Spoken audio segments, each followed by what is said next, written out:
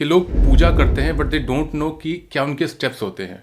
अगर नकारात्मक की हम बात करें, जो पंचमुखी हनुमान का स्वरूप है वो कहीं ना कहीं नकारात्मक या एक सहायता पर्पज से ही अवतरित हुआ था कि कुलदेवी कुल देवता का जो स्थान होता है वो आपके इष्ट से पहले आता है। बट शास्त्रों में भी इस चीज़ का वर्णन किया गया कि जो मूर्ति प्रतिष्ठित नहीं होती, जिसकी प्राण प्रतिष्ठा नहीं होती, उसमें भी नकारात्मक ऊर्जा वास करती है।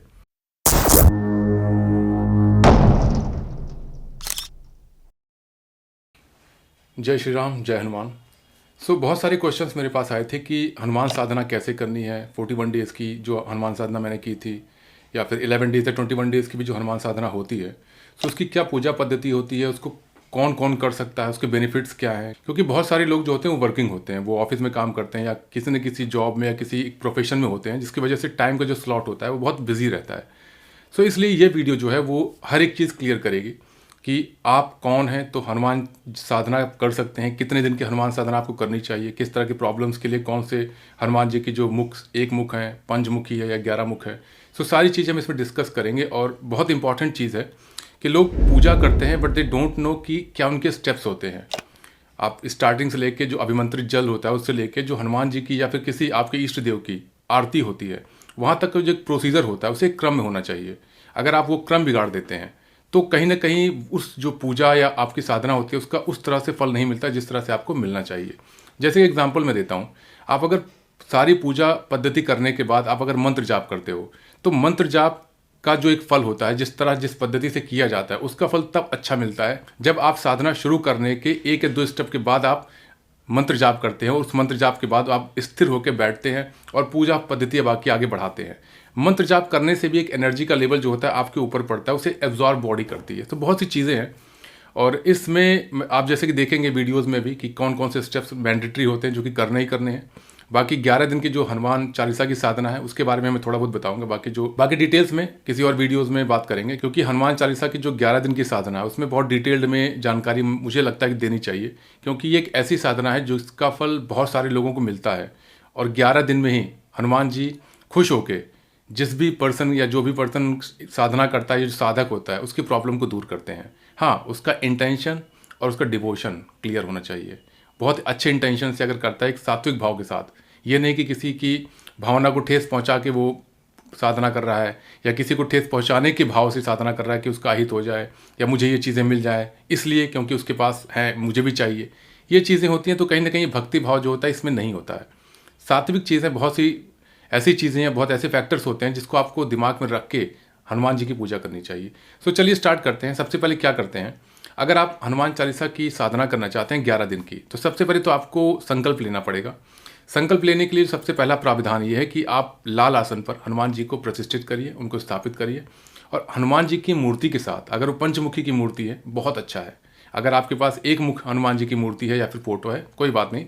अगर नकारात्मक की हम बात करें, जो पंचमुखी हनुमान का स्वरूप है वो कहीं ना कहीं नकारात्मक या एक सहायता पर्पज से ही अवतरित हुआ था। जब राम जी और लक्ष्मण जी की सहायता के लिए वो पाताल में गए थे, क्योंकि वो अष्ट सिद्धि नवनीत के दाता हैं। एक सिद्धि जो उन्हीं के पास थी पाताल में जाने की सशरीर, तो वहाँ पर गए, उन्होंने साधना भंग की अहिरावण की, और जो 5 दिए जल रहे थे, क्योंकि वो तांत्रिक था और माता का आशीर्वाद उसके ऊपर था कि अगर ये तंत्र विद्या पूरी हो गई तो उसके बाद बलि देने का उसका कुछ था। हालांकि वो प्रभु की ही लीला थी। हनुमान जी ने पंचमुखी का अवतरण लेके एक साथ 5 दिया को बुझाया था, तब वो तंत्र भंग हुई थी। उसके बाद अहिरावण का वध किया। पंचमुखी हनुमान का रूप यही माना जाता है कि अगर कोई भी साधक उनकी साधना करता है किसी प्रॉब्लम के साथ, उनकी कृपा पाने के लिए, तो जल्दी कृपा मिलती है। और एक मुखी हनुमान जी की भी सेम कृपा है, बट हाँ, जो नकारात्मक ऊर्जा के पर्पज से है तो ये अच्छा माना जाता है जो पंचमुखी का स्वरूप है। अगर घर में भी आप अपने द्वार के सामने लगाते हैं एंट्रेंस पे, तो भी उसका काफ़ी अच्छा फल देखने को मिलता है। वास्तु के अकॉर्डिंग भी, जो वास्तु शास्त्र है उसमें भी इसका प्राविधान बताया गया है। आप जब स्थापित करेंगे, हनुमान जी की मूर्ति हो और अगर नहीं है तो फोटो है, आप स्थापित करिए। राम दरबार की फोटो बहुत ज़रूरी है। आप जब भी हनुमान जी की साधना करते हैं तो राम नाम का जाप और एक जो राम दरबार की फोटो है या फिर जो भी आपके पास मूर्ति है बहुत ज़रूरी है। वो उसको आप स्थापित करने के बाद जो भी सामग्री आप एकत्र करिए। ऐसा ना हो कि आप साधना के बीच में उठ के सामग्री उठा रहे हों। सारी चीज़ें आप अपने पास रखें। सामग्री भी बहुत ज़्यादा नहीं, उनका भोग होता है, भोग में बहुत सिंपल सी चीज़ें, आप चना गुड़ उनको चढ़ा सकते हो, केला उनको बहुत पसंद है। ये चीज़ें हैं। चमेली का तेल उनको बहुत पसंद है।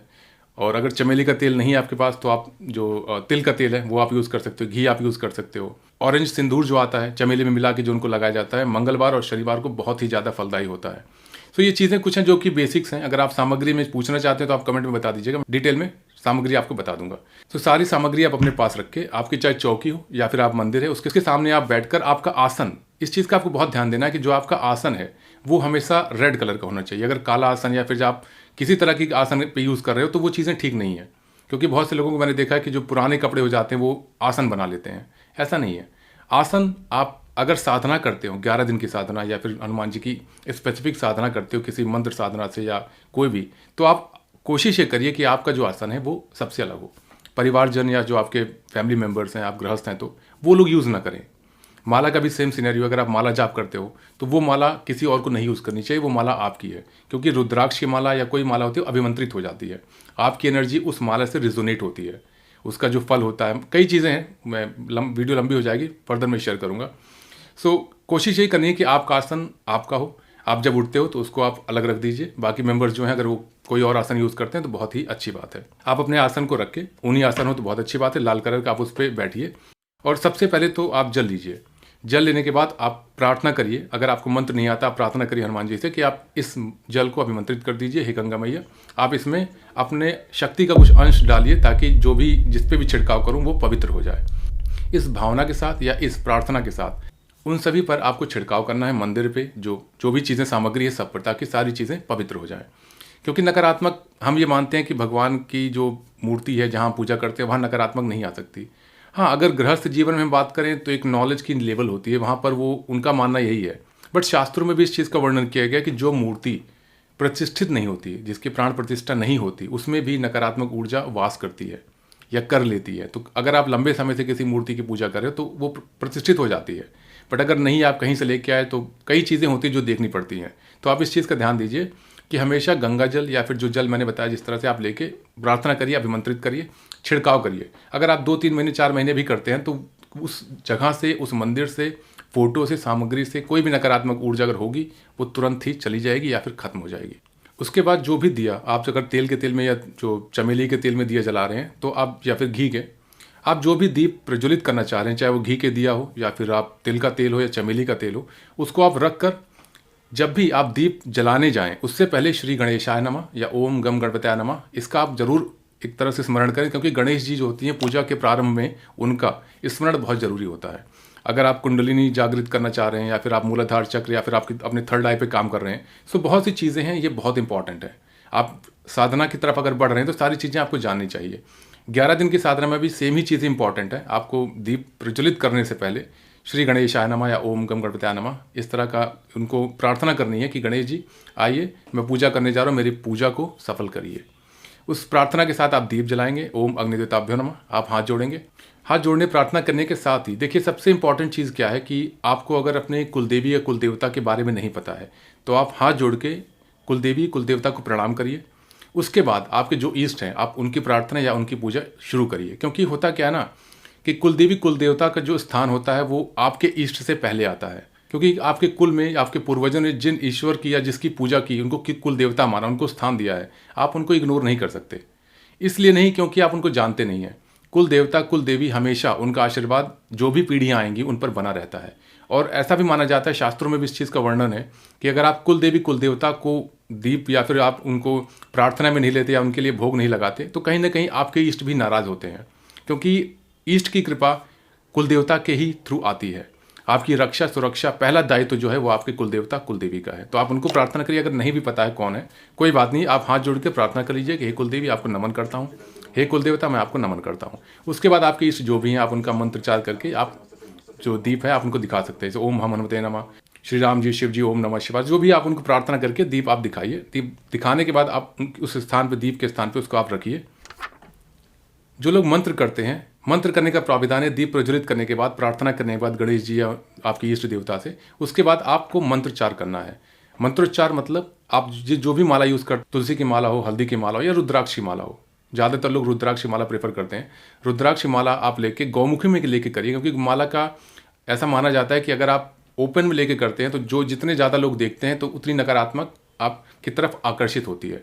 सो बेस्ट ये है कि उस माला को आप गौमुखी में रख के उसके बाद आप चैंट करिए। और इस उंगली का आपको प्रयोग नहीं करना है, गौमुखी में ये उंगली बाहर रहेगी, ठीक है। और इस उंगली से इस तरह से आपको ये आगे बढ़ानी है, माला के जो बीट्स होते हैं। ये बहुत ही ज़्यादा इंपॉर्टेंट चीज़ है, आपको ये उंगली नहीं लगानी है। अगर आपके पास गौमुखी नहीं है फिर भी इस चीज़ का आप ध्यान देंगे कि इस उंगली को आप बाहर रखेंगे, इस तरह की पोजीशन में रखें, उसको आप एक एक बीट्स आप आगे बढ़ाते जाएंगे। 108 होता है, और कभी भी आप जो एक्स्ट्रा बीट्स होती है जिसको गुरु माना जाता है उसको आप क्रॉस नहीं करेंगे। और मंत्रोच्चार करने से पहले भी प्राविधान है कि आप गणेश जी का स्मरण करेंगे, ताकि जो आप मंत्रोच्चार करें उसकी जो ऊर्जा है, उसकी जो एनर्जी है, कहीं ना कहीं वो बैलेंस हो सके। क्योंकि गणेश जी को भी माना जाता है कि जो आपकी कुंडलिनी होती है, मूलाधार चक्र एक्टिवेट करने के लिए जो पहला चक्र माना जाता है, जो कि शुरुआत होती है हमारी मेरुरज्ज जो रीढ़ की हड्डी होती है उसके बॉटम पे रहता है।